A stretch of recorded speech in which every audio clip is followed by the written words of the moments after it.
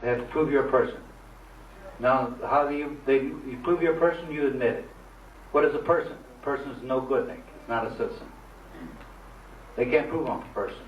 They can't even prove I'm a human being. They can't prove I'm a natural person either. Let me explain what a human being is. A human being is a monster. And a monster, if you go back in the Ballantyne's Law Dictionary, 1948 version, published by University of Southern California, specifically states, is a human being by birth, and originated in the 12th century when the kings and knights were going across Europe. Along the way they fathered a few children. And to keep those children from inheriting the sovereignty and the thrones, they called them human beings, being like a human. But they do not have the right to hold sovereignty. They cannot be sovereign. That's right out of court cases. So that's why the federal government and the state government both use the term human being. Placed in the penal code anymore. Do they use the word citizen? They used to. In 1972, there used to be section 228 of the penal code. It said any citizen who fights a duel cannot vote or hold public office.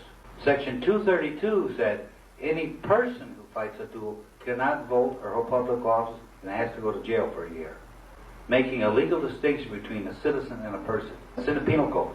So understanding the difference between person and citizen, how do you bring this to the court's attention?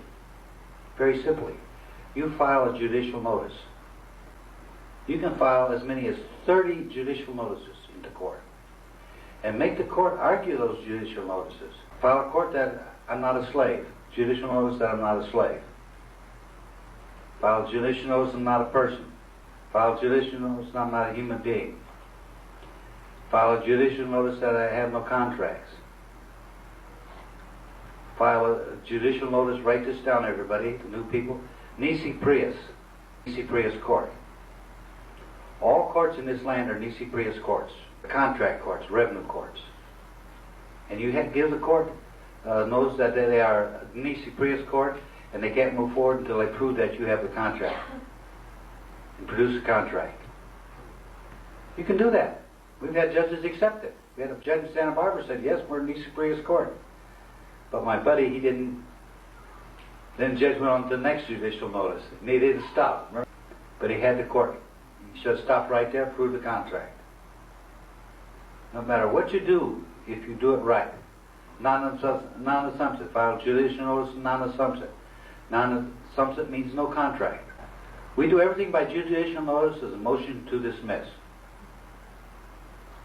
You can file as many motions to dismiss as you want. Quorum nobis. You can do quorum nobis up from now until the end of time. Every time the judge does a mistake, you think is a mistake, do a writ of certiorari. There's many different ways to keep the ball in your court and make them start proving everything. That's the key element to make the other side prove every single element. Officer, would you, under penalty of perjury, will you tell me what you saw? Well, I saw this motor vehicle. Objection. Define what motor vehicle is, according to law. Since you saw it, that's only hearsay what you saw. Let's define it according to the law. What is it? Well, I was told that everything four wheels is a motor vehicle. That's not what the court said. What does the court say a motor vehicle is?